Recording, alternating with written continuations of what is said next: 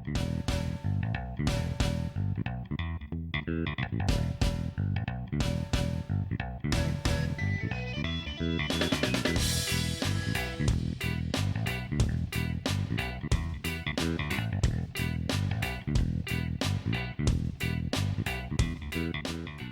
to Sweethearts or Rivals. I'm Charlotte. I'm Justin. What are we doing today? Today we are going to look at all of the games from Red Raven Games.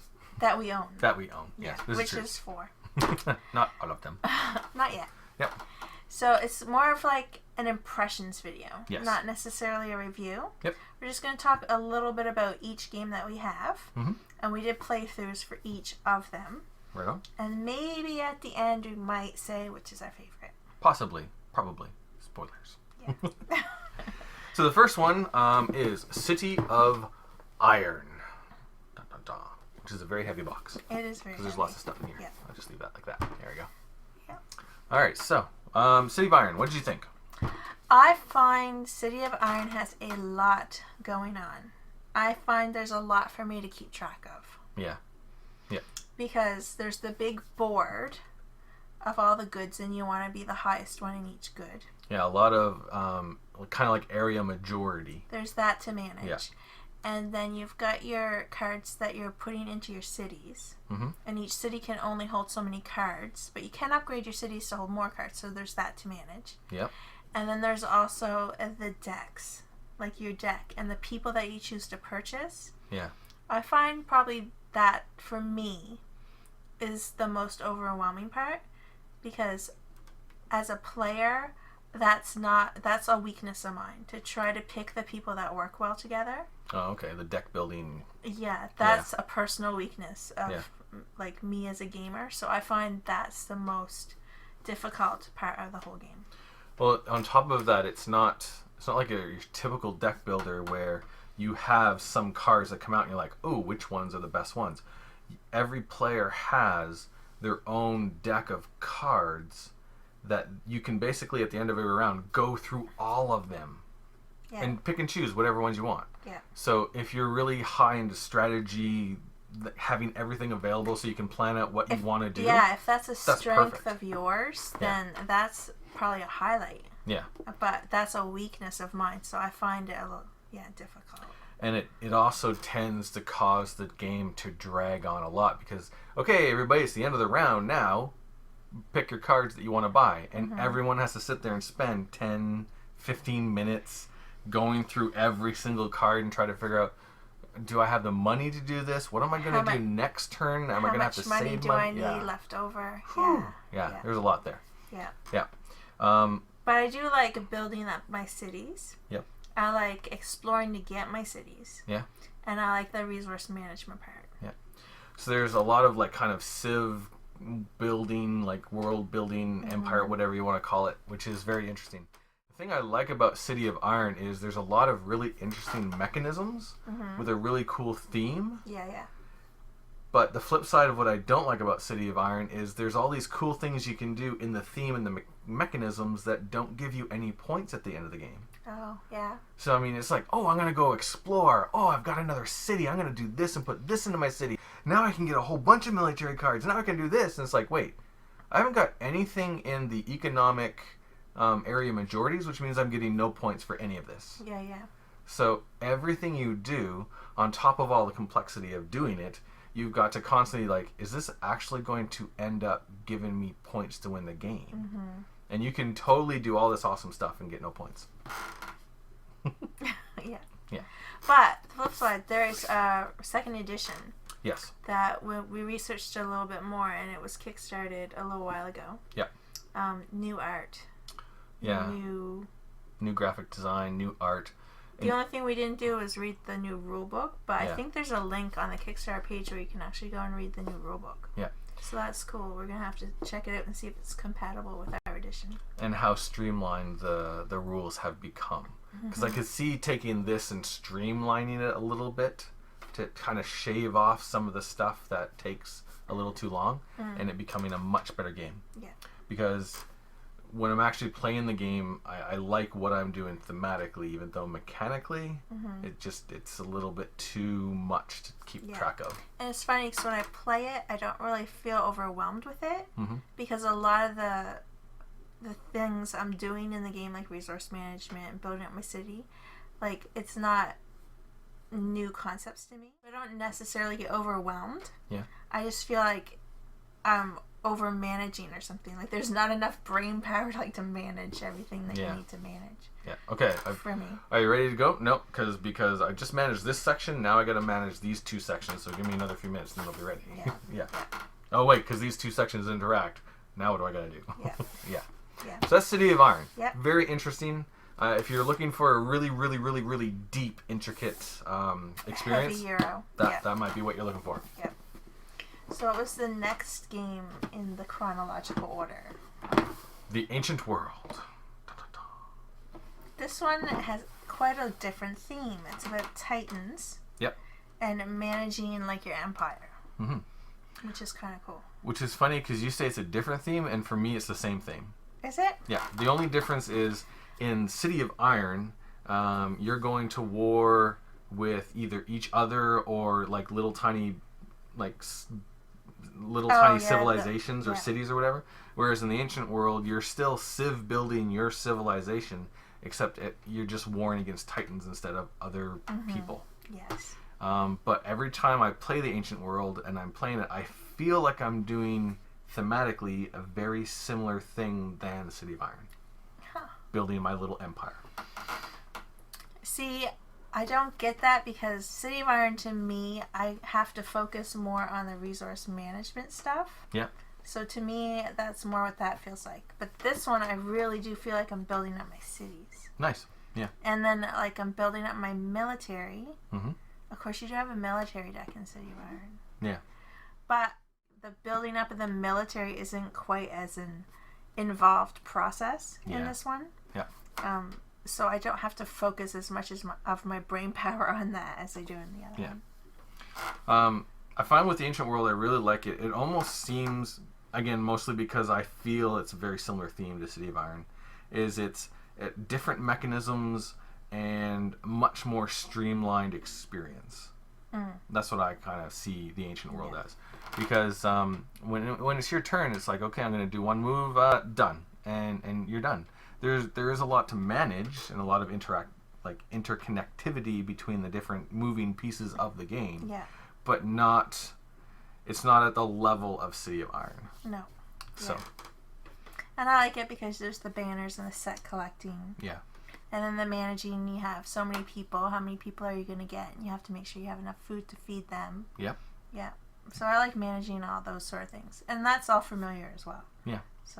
So very mechanically speaking, City of Iron and the Ancient World are 2 very different games. Yes, because this is worker placement. Yeah. Yeah, where that one is not. That's deck building. Yeah. Very different, but thematically somewhat similar. Which is just very interesting. To you, though. Yeah. I don't know. I don't get the same feel from those 2 games. Yeah. I get a different feel from them.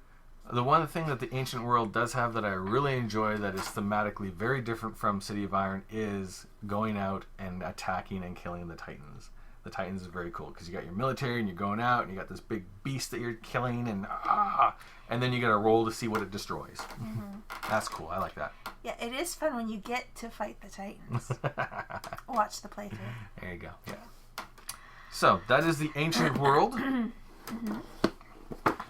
So the next game in chronological order that we own is Artifacts Inc. There you go. I'll just put it right there. This one's definitely got a different theme for sure. Yep. Because you're archaeologists on a mission to gain artifacts to sell them to museums, and you want to get the most of your artifacts in the museums as you can. Yeah. So it's very interesting because the theme is completely different from the other 2 games. The game mechanisms are very unique. You're rolling dice, and those are your workers, and then you're using them as worker placement, action selection. Yeah. So it's interesting because in Artifacts Inc., you are sort of set collecting in the different artifacts, which is very much like the ancient world, which it's all set collection with the flags. But then you're also taking a lot of your artifacts and you're selling them to museums and trying to get area majority in the museums, which is very much like the resources in the City of Iron. You're trying to get those area majorities. So it's interesting how Ryan Laukat can take all these different concepts and blend them in very different ways in every game. Yeah, it's really cool. What do you think of, like, does the theme kind of come out in Artifacts Inc.? It does for me. Yeah? Because you're going on expeditions and all these little cards, like this one time in the playthrough, I got the truck. Yeah. I mean, you can just picture yourself, like, rolling around in this truck, and the action for that is you get to reroll your dice. Like, you're bouncing around in this truck and something falls. Yeah, like, that's funny. Just stuff like that. And then the diving is really cool because you're going under to explore and get artifacts from under the water, but you're also going on expeditions to dig up dinosaur bones, and you never know what you're going to find, and sometimes you find gems. And yeah, I do. And then you're selling your stuff to the museum. Yeah. It's very, I did feel kind of Indiana Jones with it. Yeah. Nice. I did a little bit. It's definitely has, the graphic style definitely helps with that a lot. It's all very artifact, Indiana Jones-ish. Looks really good. Yeah. Yep. Oh, the art in all the games that he makes looks really good. So. Yeah, absolutely. Yeah. I don't know. I guess there's just, because you're just rolling your dice and then place them out and do it, there's not a lot of interaction. You can't block each other. You can in the majority for the museums. It's true for that, you can. And you can still... Or you can buy a card out from under someone that you can see they've got their eye on. True. So a little bit there. And then you can kind of run into the same situation as City of Iron, where you can do things that seem cool but don't actually give you the points to win. So you got to be really careful about that. Yeah, because there was one game we played not too long ago. It's like, I'm going to do this, this, and this, and you count your points. And like, oh, I just ended the game. Yeah, there's a timing aspect to Artifacts Inc. That's very important, because I got 20 points, started the end game, and had no majorities, which all the bonus points went to Charla. Yeah. And she whooped my butt. I almost lapped him. Yeah. So there's some timing. That's interesting. I like that. Too bad we didn't get that one on camera. Yeah. That's cool. Maybe not. That's Artifacts Inc. Yep. And the very last one that we own for Red Raven Games is, of course, a Kickstarter that we just got a couple months ago. Yep. Above and Below. Above and Below. And this one, there's quite a bit going on in this game as well. You have worker placement for your workers. You're gathering resources. All very Euro-y, which is kind of cool. You're trying to collect sets of goods, and then you're trying to collect as many of them as you can, and some of them are rare and some of them aren't rare, and then you have all these decisions like, do I put them in right away to get money right away, but then I'm not going to get a lot of points for them, or do I save them until I've kind of filled up my resource track a little bit with rarer stuff? Or you can try to sell them too to get more money. Like, do I sell them because that's going to give my opponent something if they end up buying it, but I really need the money. Lots of really good, tricky decisions, all very Euro-y and awesome, and worker placement, action selection stuff, buying more people, trying to get more beds so you can have more people in your village. And then on top of that, there's this very unique, let's take some people and go adventure and have a story. And that's, I think, to me, is my favorite part of the game. That's crazy. Yeah.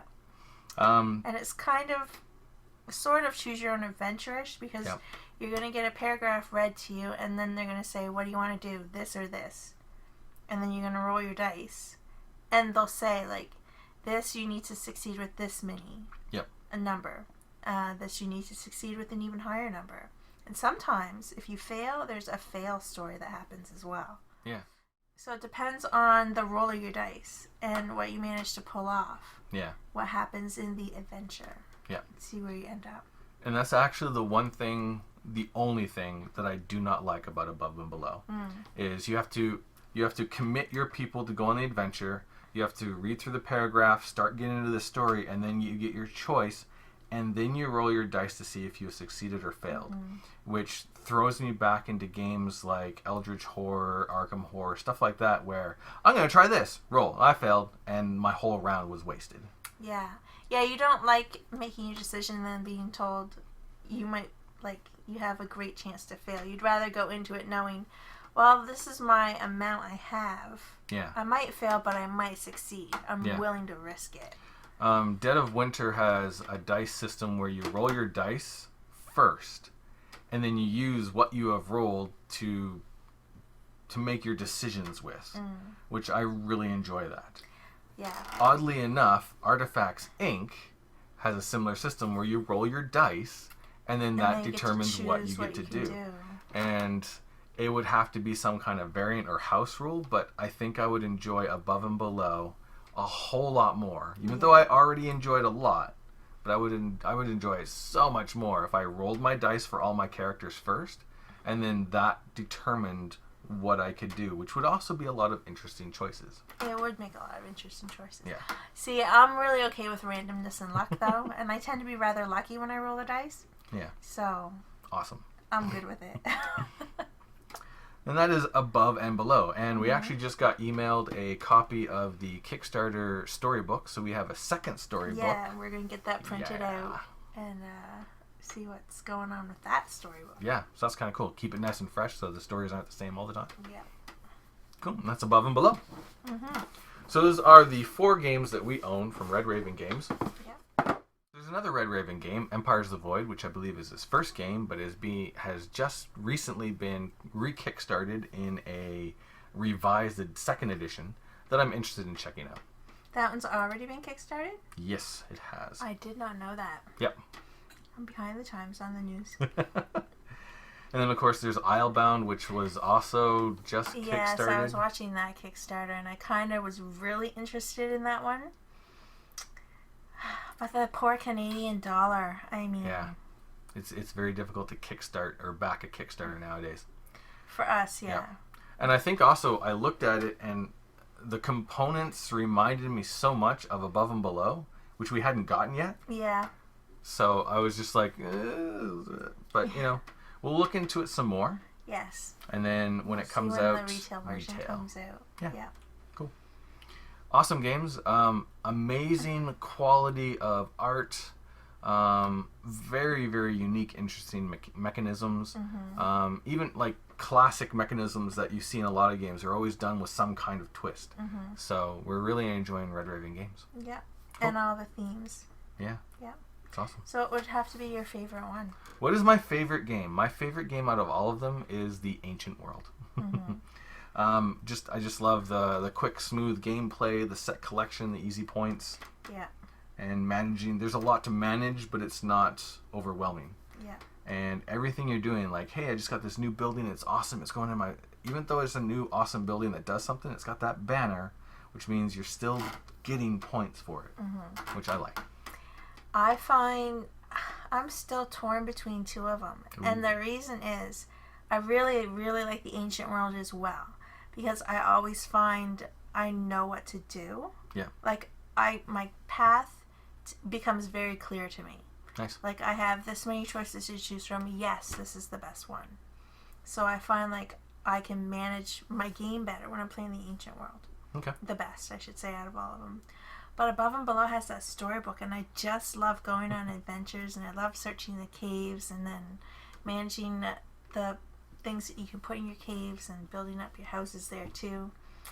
I like both of them. If Above and Below use the rolled the dice first, like if it had that instead of the standard go and then see if you fail and just wasting your time. If it had that, it would be my favorite.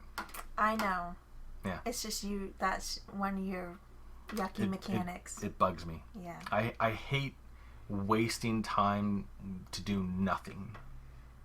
I don't like that. I feel that if I'm willing to go on the adventure, I've already decided that if I succeed, I succeed. If I fail, I'll just go on another adventure. See, I feel cheated when that happens. Yeah, I know. At the very end of the game, it's like... I know you do. Yeah. I didn't lose that game. The dice lost that game. So forget you, dice. That's not a mark against me. Which is ridiculous, but whatever. Yeah. That's what I feel. Anyway, that's our coverage of Red Raven games. Yes. Nice. Thanks for watching. Thanks a lot. We'll see you in the next video. Laters.